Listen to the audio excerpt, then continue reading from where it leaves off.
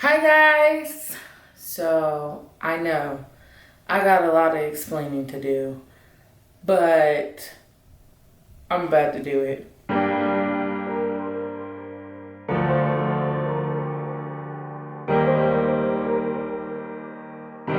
DJ Stiz on the beat, boy.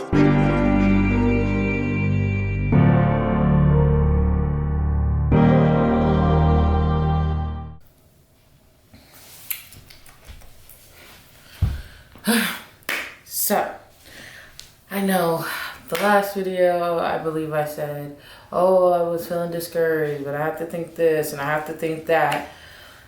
I don't listen to myself. I know last time I explained about being confident in what you're doing, and as long as you're telling the truth, there should be nothing wrong and stuff like that. And if people come for you, don't take it to the heart.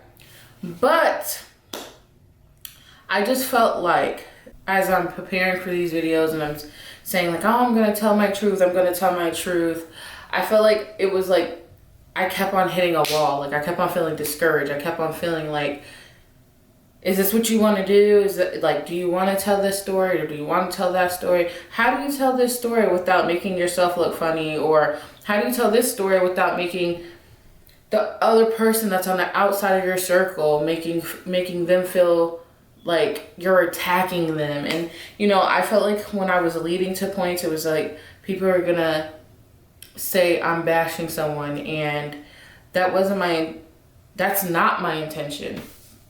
And so I felt like somebody was gonna say I was bashing someone, and that's not my intention, to make anybody feel bashed.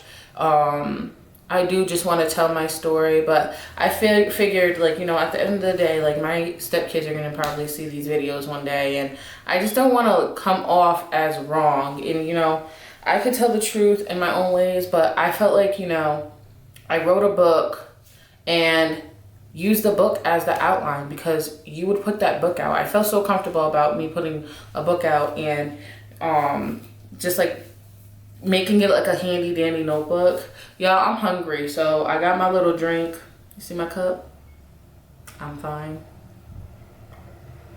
So it's grape juice, because I know I said I got my drink, but sis over here don't drink alcohol. That's not my thing. If it's yours, power to you. Have a sip for me. I got my beef patties that my husband just bought me, and I got some cookies, and like your fingers off my butterfingers. Yes, so I guess you would call this like a mukbang or whatever, because I will be eating in between. But my thing is I think that the way I set out wasn't the way God had intended for me to do this. And I felt like in the long run it was going to be bringing more of a negative light out. So I just wanted to make sure that I was remaining positive, and so I decided to just use my book as an outline and to use all the stuff that I do, like I said, like tips, tricks in my stories. So, within those guidelines, that's what I'll be doing.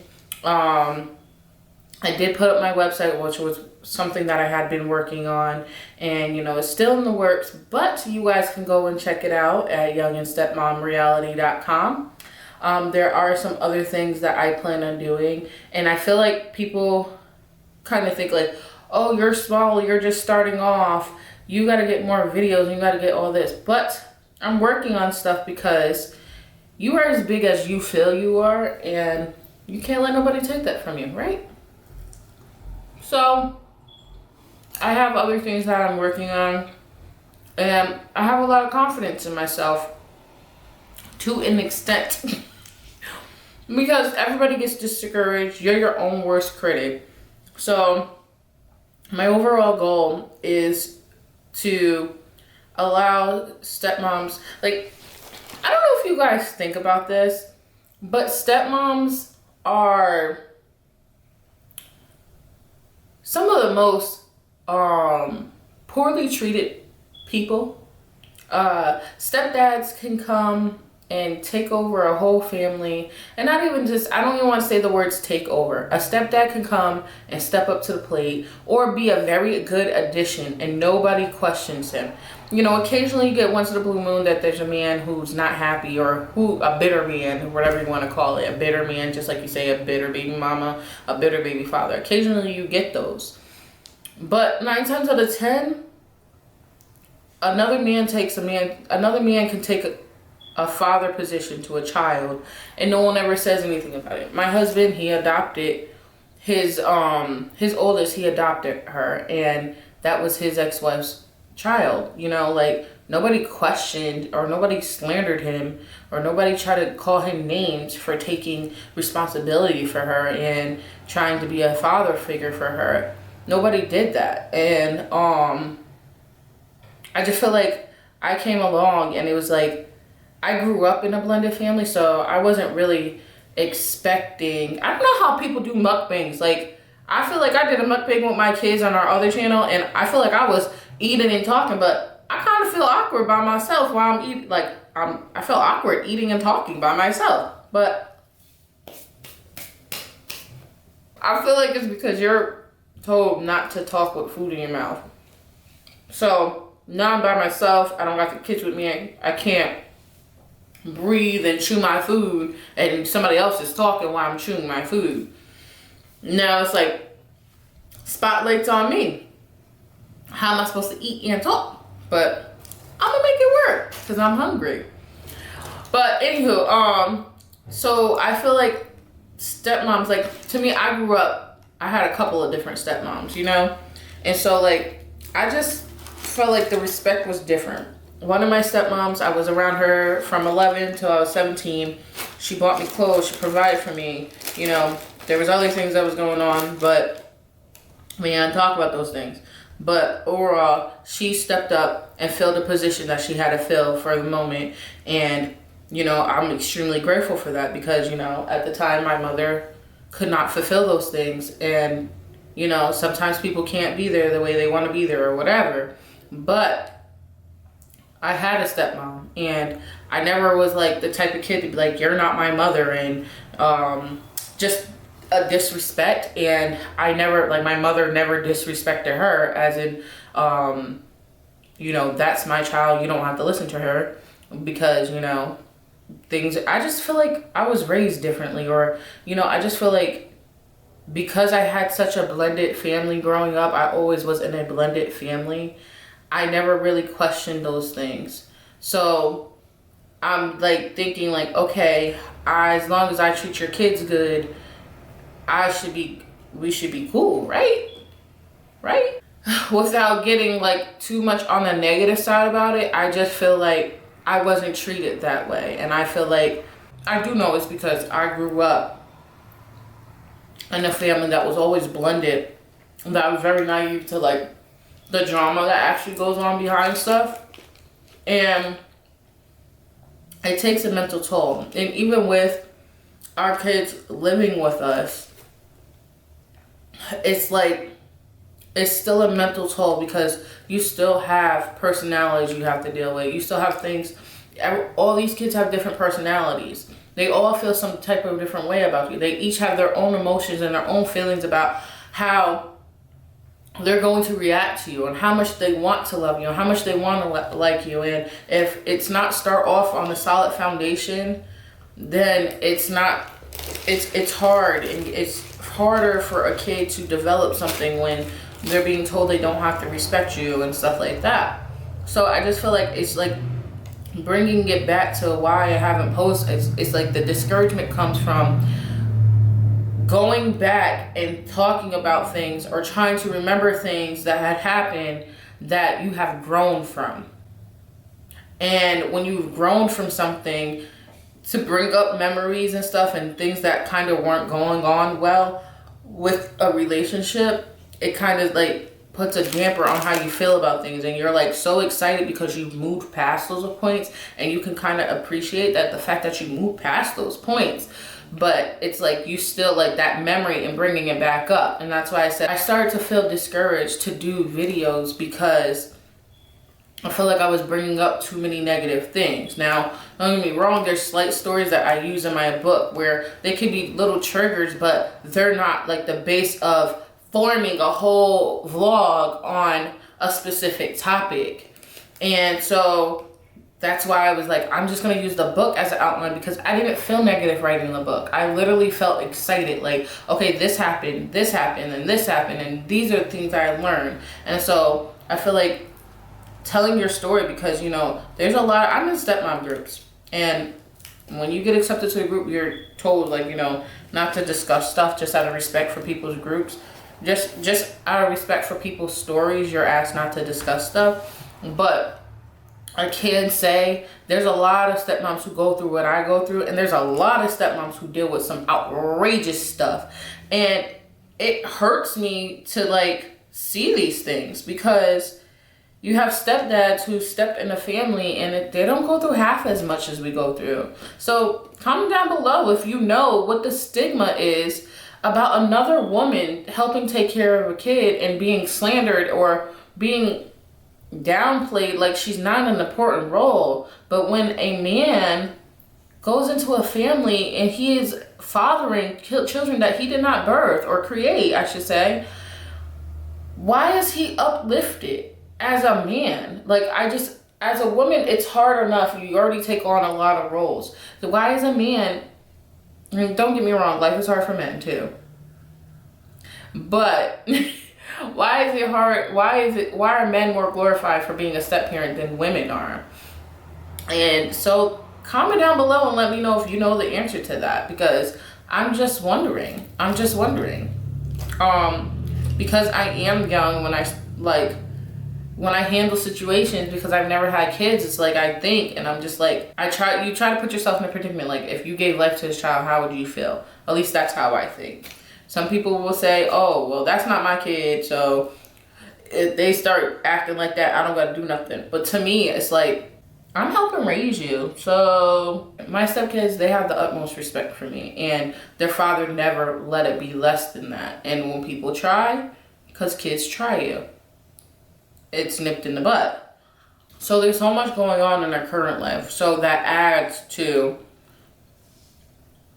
you have to figure out what you want to do. Like, you know, like posting videos and stuff, that takes time. You have to schedule it. Like, my son's sleeping right now, so I know the older kids, they're content. They got their TV, they got their tablets. If they want us, they know they can come to us, but they're not messing with us, you know. They're doing their own thing. They're like, I'm not worried about y'all.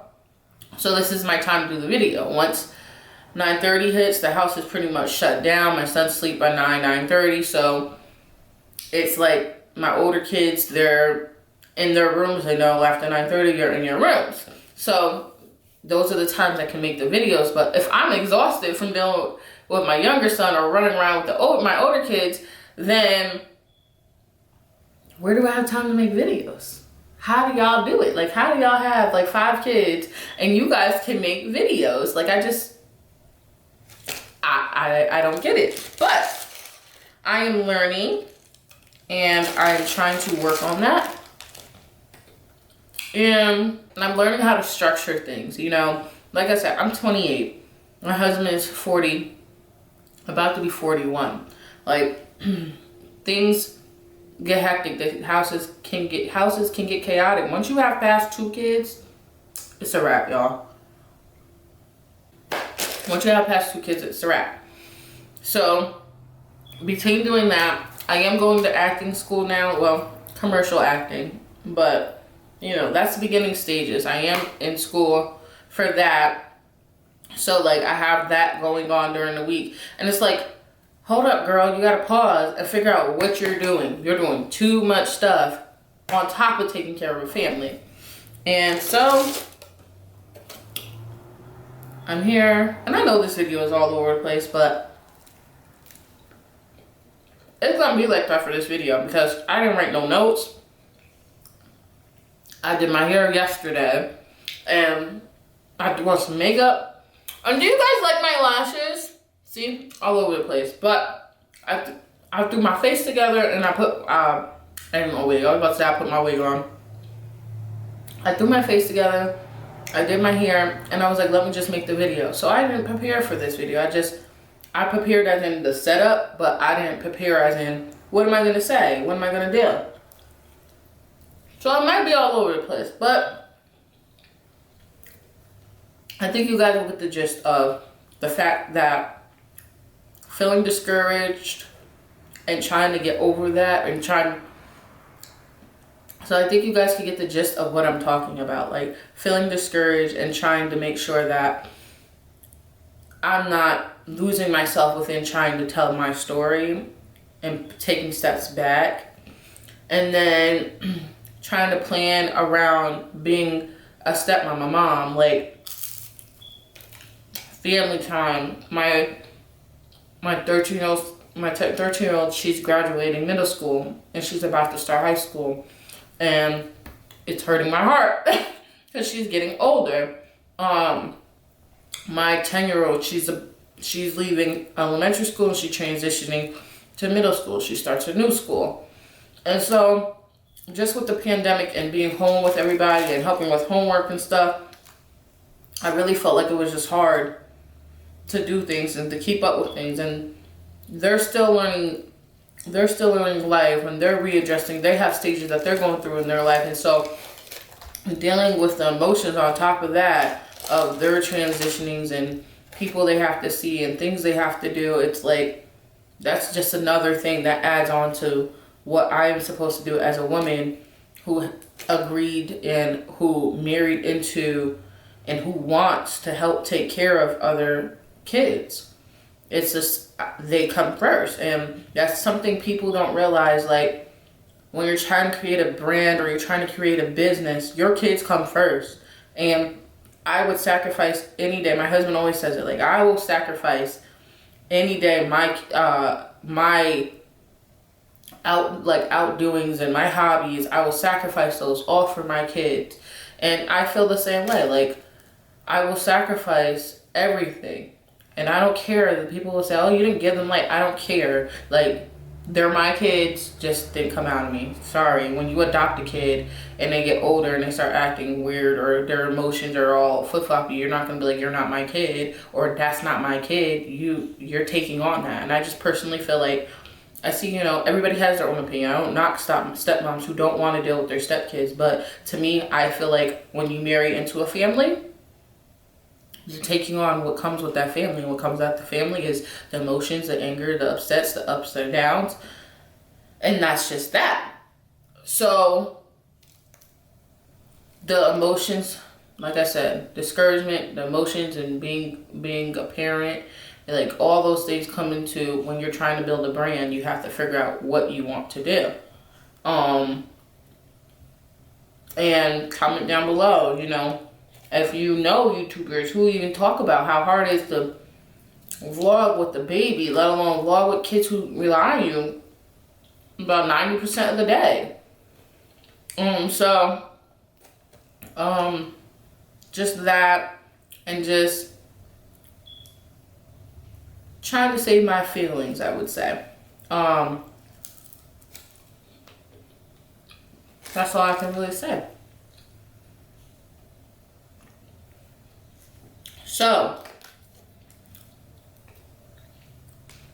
from now on, most likely, I'm going to post when I feel like posting. So now, most likely, I will be posting when I can. Like, I'm going to try to create like a set schedule, and just consistency for me also should be on that list. Just consistency as far as, if I am a little tired, can I squeeze out a video? Yeah, I know I can, because I could lay in that bed and I could scroll through Facebook and look at other people's YouTube videos. So why can't I make a video to express or to even help another stepmom that needs help? I don't know. Why can't you, Tiana? So of course, YouTube, Snapchat, Instagram, Facebook group, and Facebook page, all are Young and Stepmom Reality, and feel free to go check them out and join in some discussions that will be coming up soon. And don't forget to like this video comment, share, subscribe, please.